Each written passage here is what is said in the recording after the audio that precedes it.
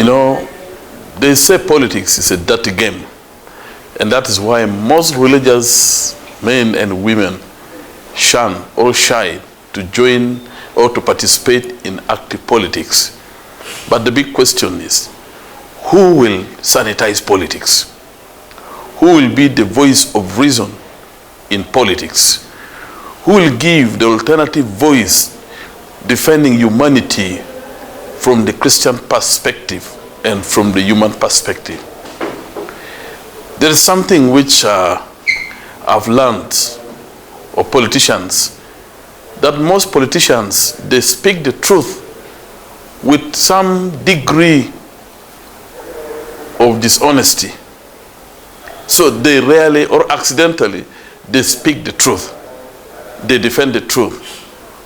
Most of the politicians, especially those who align their politics to the political parties of their respective choices, they tend to defend the position of their political parties rather than humanity. And you recall and you are aware that politics does not have conscience. Karl Marx says the end justifies the means. The ends would always justify the means. However, if you stand from the religious perspective, humanity has got conscience. Humanity can be wounded. Humanity can be healed. Politics and political parties can only be broken, and there will be always room for revenge. And that's why, and I'm happy, that when I came here, I found people were looking and asking, especially those from eastern and northern Uganda and the rest of Uganda, they were asking for hardwares in terms of compensation. And they're forgetting the software, the aspect of truth-telling and reconciliation. People are only asking for compensations of animals. You go to the east, no cow, no votes. You go to the north, no cow, no votes. You go to, they're only asking for hardwares, forgetting the software. Uganda since 1962 to date has been seriously brutalized by the past regimes. Ugandans are bleeding. We need that commission of, the Truth and Justice Commission to be put in place so that truth-telling can lead us to national reconciliation and national healing. The transitional justice law, for sure, if it is passed, I'm happy Parliament has granted me leave over this so that I introduce. We are, and I'm now at the final draft, and very soon I believe I will be able, once granted opportunity on the other paper, I will be able to table that. The transitional justice law will be the mother of peace for this country. We have the national transitional policy, but cannot be operationalized without the required legal instrument, and that is the transitional justice law. So, by asking me, how have you found politics coming from the religious perspective? To me, and I believe God has sent me here for a purpose. Purpose to speak truth to power. Purpose to be honest to myself and to my service, to my country. And if I contribute to, and if that law is passed, I believe it is going to be one of the biggest contributions which I will have made to this country as far as national reconciliation, national healing, and transformation is concerned. We cannot talk about economic transformation without national healing. We cannot talk about meaningful economic transformation without looking at the aggrieved parties. Already in this country, whenever government comes up with a good policy, with any policy, take for example the PDM, the Paris Development Model. At first, people were thinking that was a money given by the NRM to the NRM members or beneficiaries. And that was the propaganda at place. By the time they got to realize that, yes, this was money and it is money, men to stir economic progress in this country, to eradicate and to move people from subsistence kind of farming and so forth, to move to money economy, it was too late. But nevertheless, it is going to score some mileage. But we need, actually, why was that delay in understanding, in receiving that correct information? It is because of the past wrongs. People think it is our time now. Let's pick this and eat. They think it was a campaign money, which was not, and it is not the case. So, religious leaders should not actually fear to participate in politics, because what is the function and the mandate of religious institution? One, any religious institution which cannot remonstrate, which cannot admonish, any religious institution which cannot conscientize the masses, that is a cult. Because we cannot continue romancing those who are causing, injustices to humanity, and we keep romancing them with good words, and romancing victims. Things will be okay, the Lord will deliver you, the Lord will set you free. We need to speak truth to power, and that is conscientizing leaders in this country, conscientizing those who are, who are responsible for keeping law and order, speaking to security people. Today, most religious leaders, what they carry is not the word of God, but envelopes around their armpits. As they go to power, they don't preach the word, but they only deliver their proposals for their projects. Something which must change. General whom spoke for the truth and was martyred for the truth. Several martyrs of this country, including not only the Christians, even the Muslim martyrs, they spoke power. They spoke truth to power. And that's why we continue commemorating their heroic decisions, heroic contributions to this country. Actually, they have contributed enormously in the laying and setting of the foundation of morality, of Christian morality and Muslim morality. I just want to understand, as you move from, do you think that it's shifting from the religious perspective to politics? Do you remain in that service of God? The service of God is service to humanity, and politics also does give service to humanity. But the difference is, most politicians, I told you that politicians, they tend to align their ideological thinking, their attitude and so forth, to the interests of the political parties. If the party say wants this to be passed, they will dance to that tune without questioning and without thinking about the impacts of their decision. And if religious leaders keep shunning from participating in politics, but leaders would thrive, and we shall be lamenting. The vicious circle of lamentation must stop with the coming in full force with the good intention to politics. Politics, people should not join, religious leaders should not join politics for search for money and political and kind of, positioning themselves. They should come to work in service of humanity, whose God is Allah, or God the Father, and the Son, and the Holy Spirit. So, if I go back to Gulu, I'm always given opportunity to speak to the congregation. And what I used to speak in the past, it is what I can speak today, even right now. Speaking truth to power. And what the people of my constituency of Northern Uganda know me for, it is speaking truth. Nothing but truth to power, without fear and contradiction. And that is why sometimes people look at me to be somebody who is heretic.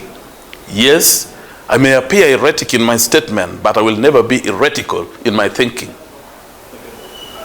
Has this parliament lived to your expectations as we are joining politics? Well, there is a lot of gallery play, especially by the opposition members of parliament.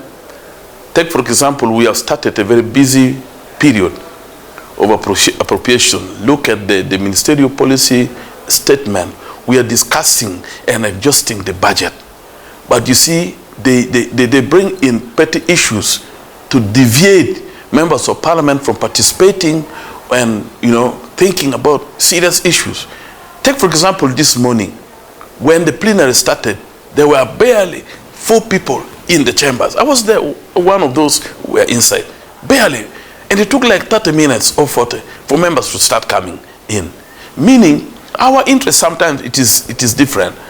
The ministerial policy papers, the different sectorial committees at the moment, looking at the different sectors to be funded in the national budget for 2025-2026. This is Parliament at the service of humanity. The Parliament during plenary, it is Parliament at public exhibition, because people tend to wait for the village scorecard to be to be boosted. My MP, you have heard in the social media, my MP spoke for 40 times. I saw my MP speaking, and there are also some members of Parliament who actually go and look for the screenshot of their participation on the floor of Parliament. They sent, today I've spoken on this. What are they looking at? The scorecard, the village scorecard. But that is a member of Parliament, to me, a member of Parliament at public exhibition. Any serious member of Parliament should be busy now at attending the different sectorial meetings, the meeting of the Committee on Education, meeting on the Committee of Agriculture, of Infrastructure. The law allows any member of Parliament to participate. Much as you will not have the voting right, but you have to know what is going to take place. Which kind of contribution are you going to make to your people in this forthcoming the budget proposal? You don't need for the omnibus kind of decision which members are going to pass. What is your contribution? Yes, the prefix honorable, unfortunately, it is given by the Electoral Commission by virtue of the law. But this prefix does not change the behavior and the character of a member of Parliament. Well, there are members of Parliament who are well disciplined. I need to appreciate them, to credit them. However, there are also members of Parliament who you just look at and you just see, this is a political entrepreneur. What do you mean?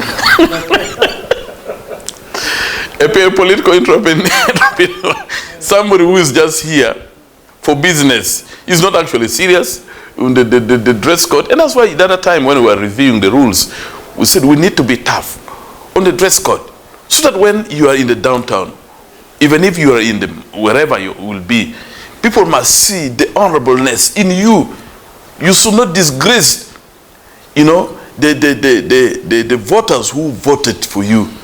And this is because during campaign people dress so honorably, people dress so well, good kitenge, good gomasi for ladies, well addressed, well trimmed.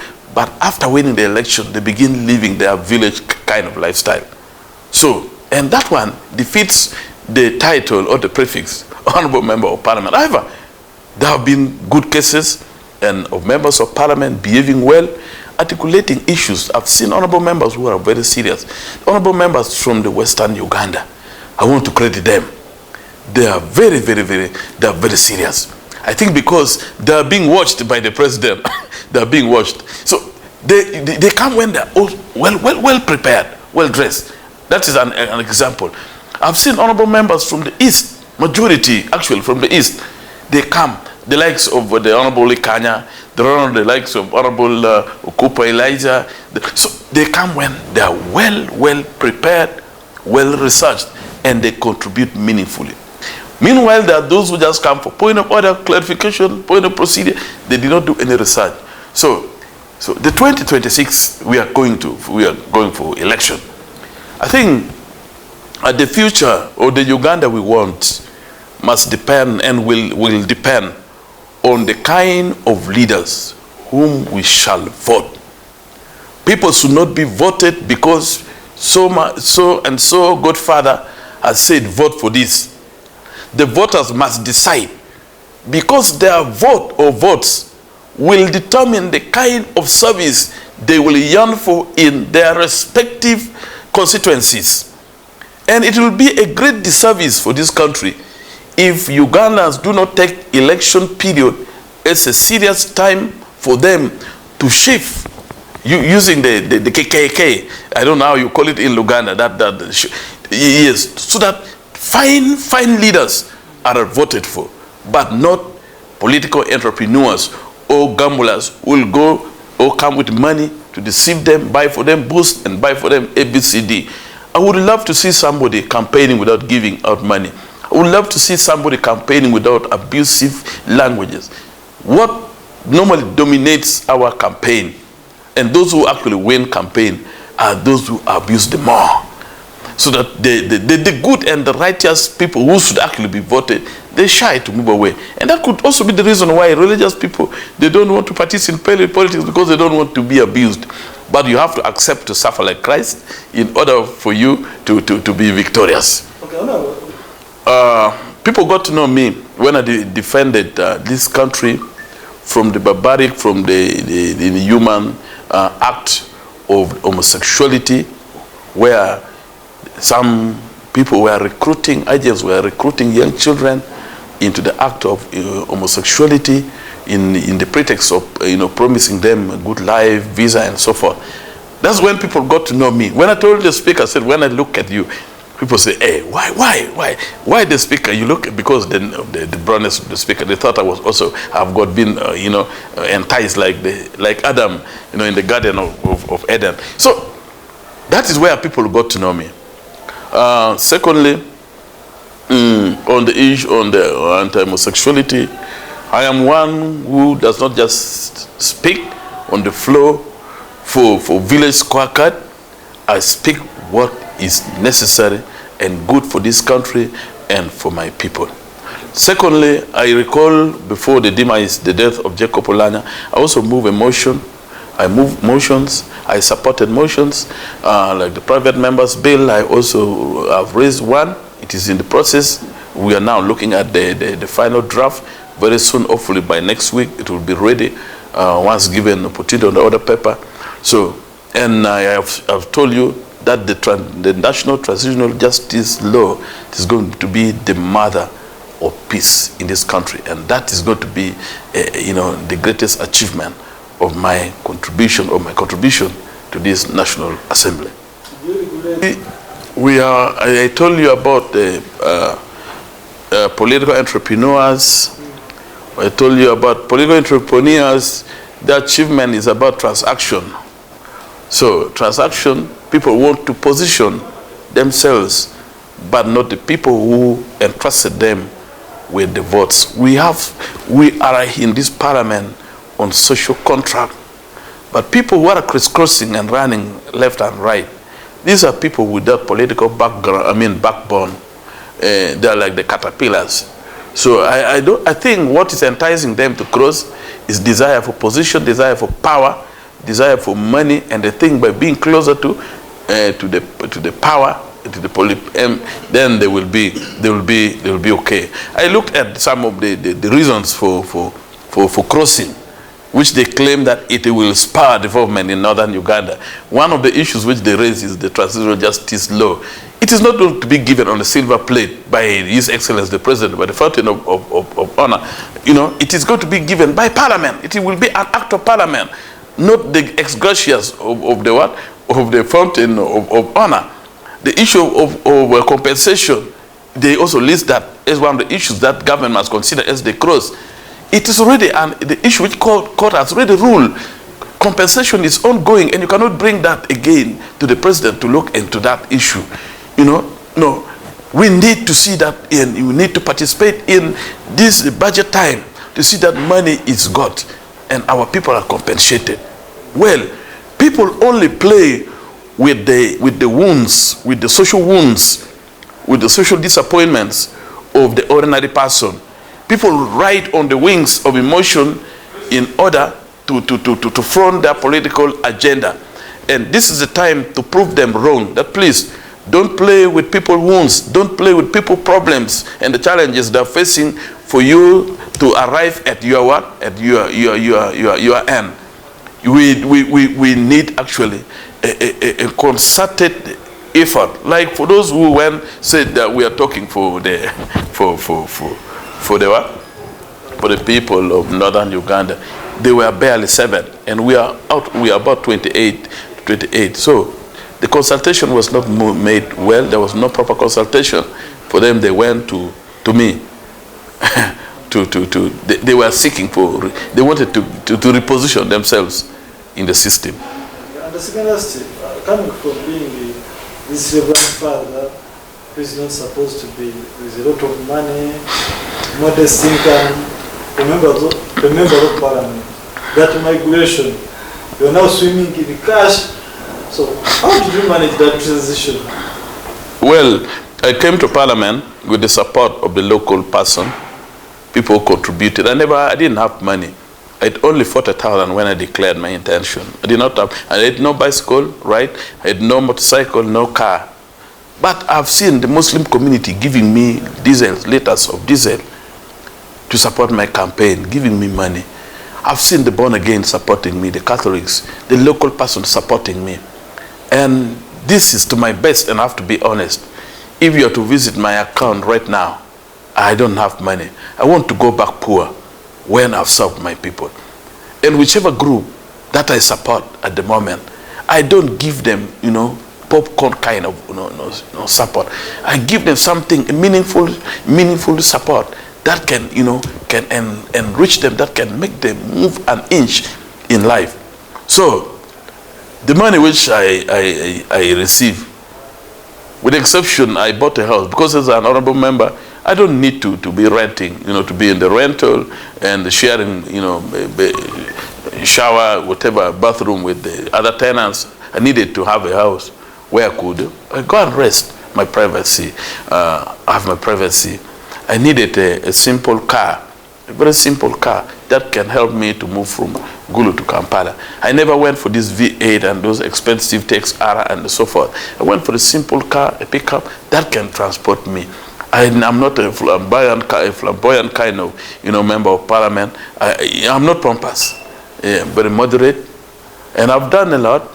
I'm building, dormitory facility for girls. I've built at least some churches. Now I'm building an ablution house for the Muslim community, where whenever a Muslim happen to pass on, where they will be prepared, because the house, the current structure which they have, the ablution house which they have at the moment, it is very small. It can only accommodate like 2 corpses. So I needed one which can accommodate more than 8, where they can wash the dead bodies, so it's just in case like accident, so forth, where they can prepare their loved ones before taking them to the cemetery. It is now in the process. We already, made the water pipeline to the cemetery, and I want to build that for the Muslim community. I am here not for the Catholic Church, but for humanity. Not for any denomination, but humanity. Humanity is my foundation. You said you want to retire poor.